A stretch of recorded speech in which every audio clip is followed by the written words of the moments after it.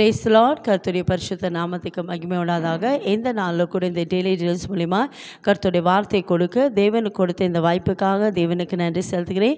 இதை பார்க்குற உங்களை அனைவரும் கர்த்தராகிய இயேசு கிறிஸ்து நாமத்தினால் உங்களை வாழ்த்துகிறேன், உங்களை ஆசீர்வதிக்கிறேன். நீங்கள் எல்லோரும் க்ஷேமமாய் சுகமாய் இருக்கிறேன் கர்த்தருக்குள் விசுவாசிக்கிறேன். இந்த நாளில் கூட கர்த்தர் உங்களுக்கு வைத்திருக்கிற ஆசீர்வாதத்தை பெற்றுக்கொள்ள ஆயத்தமாக இருக்கிறீங்களா? நிச்சயமாகவே கர்த்தர் உங்களை ஆசீர்வதிக்க வல்லமை உள்ள தேவனாக இருக்கிறார்.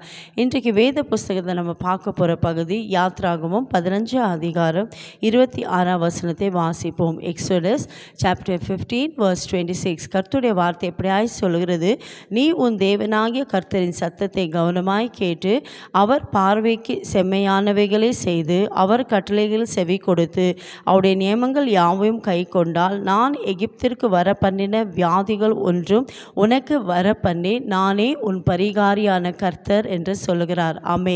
என் கண்பார்களே, யாரெல்லாம் இந்த நாளில் கர்த்தருடைய வார்த்தையை நீங்கள் விசுவாசிக்கிறீங்களோ, ஏசப்பா எனக்கு பரிகாரி என்று யாரெல்லாம் நம்புகிறீங்களோ, இன்றைக்கு உங்கள் சரீரத்திற்கு எப்பேற்பட்ட வியாதிகள் இருந்தாலோ எப்பேற்பட்ட பலவீனங்கள் இருந்தாலோ அதை மாற்ற ஏசப்பாவுக்கு வல்லமை உண்டு. நீங்கள் செய்ய வேண்டிய காரியம் என்னன்னா, ஏசப்பாவுடைய வார்த்தையை விசுவாசிக்கணும்.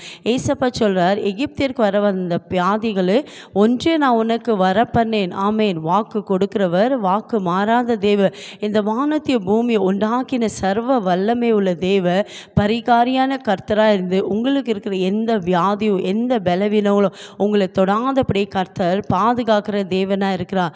ஆனால் ஏசப்பாவுடைய வார்த்தைக்கு நீங்கள் கீழ்ப்படிய வேண்டும். ஏசப்பா உங்களுக்கு பரிகாரியான கர்த்தராக இருக்க வேண்டும்னா, ஏசப்பா உங்களுக்கு பரம டாக்டராக இருக்க வேண்டும்னா நீங்கள் 4 காரியத்தை செய்ய வேண்டும். இந்த வேத வசனத்தை பார்க்கும்போது நீங்கள் கர்த்தருடைய சத்தத்தை என்ன பண்ணுமா, கவனமாய் கேட்க வேண்டும். 2வது, அவர் பார்வைக்கு செம்மையானவைகளை செய்ய வேண்டும். 3வது, அவருடைய கட்டுகளுக்கு செவி கொடுத்து 4வது, அவருடைய நியமங்கள் யாவையும் நீங்கள் கை கொண்டு நடக்கும் போது, இந்த 4 காரியத்தை நீங்கள் முக்கியப்படுத்தும் போது கர்த்தர் சொல்கிறார், நான் உன் பரிகாரியான கர்த்தராக இருந்து உனக்கு எந்த வியாதி வர பண்ணேன். ஆமேன். யாரெல்லாம் விசுவாசிக்கிறீங்களோ, இன்றைக்கு உங்கள் சரீரத்தில் எப்பேற்பட்ட வியாதிகள் இருந்தாலும் சரி, எப்பேற்பட்ட பலவீனங்கள் இருந்தாலும் சரி, அதை மாற்ற வல்லமை உள்ள தேவனாக இருக்கிறார். ஒருவேளை டாக்டர் உங்களுக்கு சொல்லலாம், நீங்கள் உங்களுக்கு இருக்கிற லைஃப் டைம் ஃபுல்லாக நீங்கள் இந்த மாத்திரை எடுக்கணும், இந்த இன்ஜெக்ஷன் எடுக்கணும். ஆனால் யாரெல்லாம் இன்றைக்கு ஏசப்பாவுடைய வார்த்தைக்கு செவி கொடுக்குறீங்களோ, அவருடைய நியமங்களை கை கொண்டு நடக்கிறீங்களோ, அவருடைய பார்வைக்கு செம்மையான காரியங்களை செய்கிறீங்களோ, கர்த்தர் உங்களுக்கு பரிகாரியான தேவனாக இருந்து பரம டாக்டராக இருந்து ஏசப்பா உங்களை சுகமாக்க போகிறார். விசுவாசிக்கிறீங்களா? இன்றைக்கு ஏசப்பாவுடைய வார்த்தைக்கு யாரெல்லாம் ஒப்பு கொடுத்து ஜெபிக்கிறீங்களோ, இன்றைக்கு உங்கள் சரீரத்தில் இருக்கிற எப்பேற்பட்ட வியாதிகள் இருந்தாலும் எப்பேற்பட்ட பலவீனம் இருந்தாலும் அதை சுகமாக்கி ஏசப்பாவுக்கு வல்லமை உண்டு. இருக்கிற இடத்துல விசுவாசத்தோடு ஏசப்பாவை நோக்கி ஜெபிக்கலாமா? எங்களை அதிகமாக நேசிக்கிற தகப்பனே, இந்த நாளில் கூட நீர் எங்களுக்கு வாக்கு கொடுத்திருப்பா, நானே உன் பரிகாரியான கர்த்தர். யாரெல்லாம் இந்த நாளில் கூட உடைய வார்த்தைக்கு கீழ்ப்படிந்து ஒப்பு கொடுக்குறாங்களே ஏசப்பா, எல்லாருடைய வாழ்க்கையில் அற்புதம் செய்யுங்க. சரீரத்தில் இருக்கிற எல்லா பலவீனங்கள் மாறட்டும். சரீரத்தில் இருக்கிற எல்லா வியாதிகள் இயேசுவின் நாமத்தில் சுகம் உண்டாகட்டப்பா.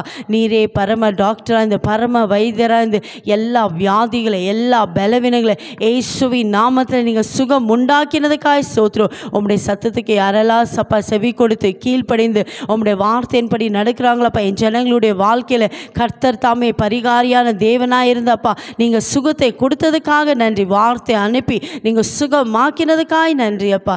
இயேசுவின் நாமத்தில் பிதாவே, ஆமென். God bless you.